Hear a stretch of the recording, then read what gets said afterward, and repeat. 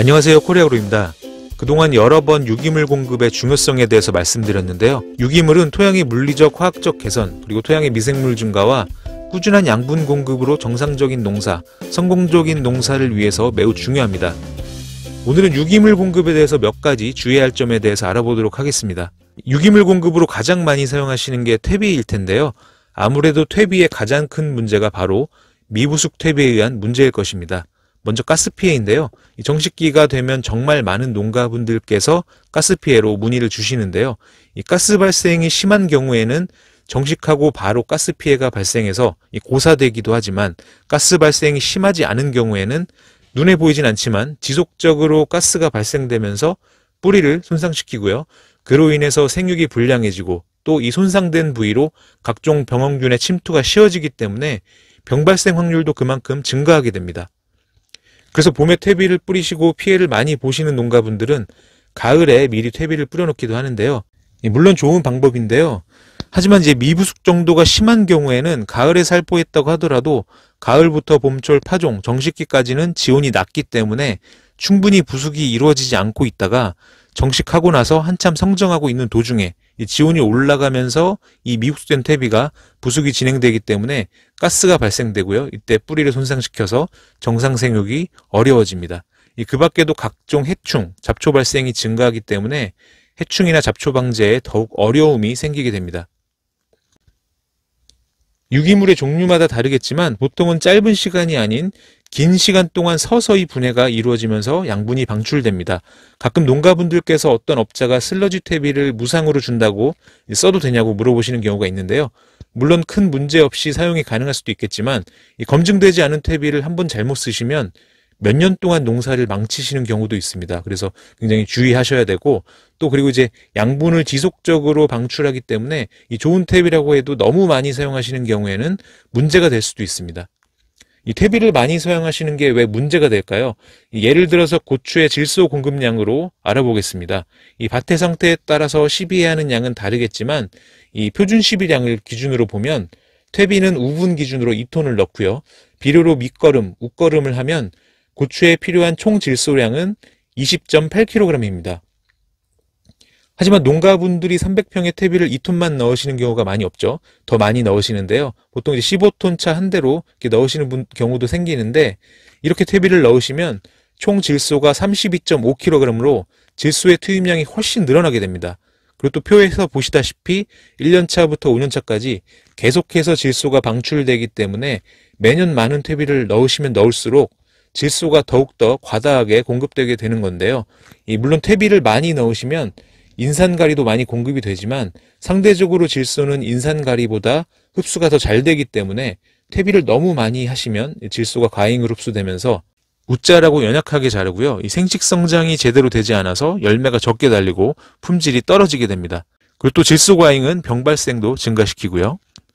이 농촌진흥청에서 권장하는 퇴비의 사용량입니다. 유기물이 농사에 굉장히 중요하기 때문에 이 농가분들이 보시기에는 상당히 적은 양으로 보일 수도 있습니다. 하지만 예전과 다르게요. 이 토양을 분석했을 때 유기물 함량이 적정치보다 높게 나오면 이제 무조건적인 퇴비 사용보다는 퇴비 생략을 권장하기도 하고요. 또 농촌진흥청의 표준 시비량을 살펴봐도 예전에 설정된 양보다 퇴비 사용량이 줄었습니다.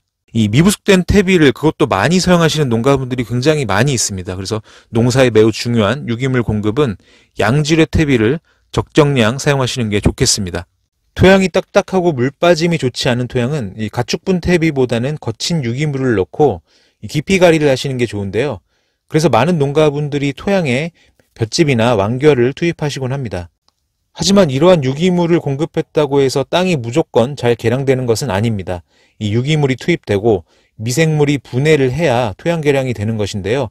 이 미생물이 유기물을 분해할 때 탄소를 에너지원으로 이용하고 질소를 영양분으로 이용하게 됩니다. 하지만 투입한 유기물이 질소는 함량이 낮고 탄소 함량이 높으면 식물이 이용할 질소가 부족해져서 토양에 있는 다른 질소를 이용하게 됩니다. 즉 식물을 위해 살포한 비료로부터 질소를 끌어다 쓰기 때문에 식물이 이용할 질소가 부족해지는 질소기화 현상이 생기는데요. 이게 보통 탄질률이 30 이상이면 식물이 이용할 질소가 이제 부족해진다고 합니다. 그러니까 한마디로 질소가 1일 때 탄소가 30 이상이면 이제 문제가 생기는 것인데요. 여기 몇 가지 유기물들이 있는데요.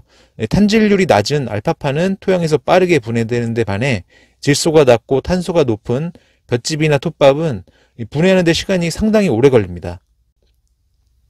질소보다 탄소가 67배 많은, 즉 탄질률이 67인 볏짚을 예를 들어 보겠습니다. 한 농가분이 토양을 개량하고 싶어서 정식 2달 전에 볏짚만 몽땅 넣었습니다. 하지만 탄소는 높고 질소가 낮기 때문에 미생물 활동이 적어서 분해가 잘 되지 않습니다. 그리고 정식 보름 전에 복합비료를 넣었습니다. 이때부터 이제 토양 속 미생물은 볏짚을 분해하기 위한 복합비료의 질소를 이용해서 이제 볏짚을 분해하기 시작합니다. 그리고 이제 작물을 정식하는데요. 이 식물이 이용해야 할 질소를 미생물이 계속 사용하기 때문에 정상적인 생육이 불가능해집니다. 보통 알파파나 수단그라스처럼 키운 다음에 신선한 줄기나 잎을 바로 갈아엎어 토양에 넣어주면, 즉 녹색을 띠고 있을 때 질소 함량이 높기 때문에 미생물이 보다 빠르게 부숙을 시켜줄 수 있습니다. 하지만 볏짚이나 왕겨처럼 질소가 날아가 갈색을 띠고 탄소 함량이 높은 유기물들은 부숙이 잘 되지 않습니다. 즉 볏짚이나 왕겨를 넣어주실 때는 너무 많이 사용하시면 안 되고요. 그리고 또 단독으로 사용하지 말고 꼭 질소를 보충해 주시는 게 좋습니다. 물론 질소가 토양에서 유실되지 않는 하우스 토양이나 염류가 집적된 토양은 이제 단독으로 볏짚이나 왕겨를 사용하실 수도 있지만, 이 노지의 경우에는 토양 속 질소 함량이 낮은 경우가 대부분이기 때문에 볏짚이나 왕겨를 토양에 넣어주실 때는 꼭 질소를 넣어주셔야 부숙이 잘 이루어져서 더 빠르게 토양을 개량시킬 수 있고요. 또 식물이 이용할 질소를 미생물에 뺏기지 않을 수 있습니다. 오늘 간단하게 유기물 공급 시 유의할 점에 대해서 몇 가지 알아보았는데요. 이 토양 산도를 잘 조절하시고 또 유기물 공급에 신경을 써주시면 정상 생육, 성공적인 농사에 더욱 쉽게 다가가실 수 있습니다.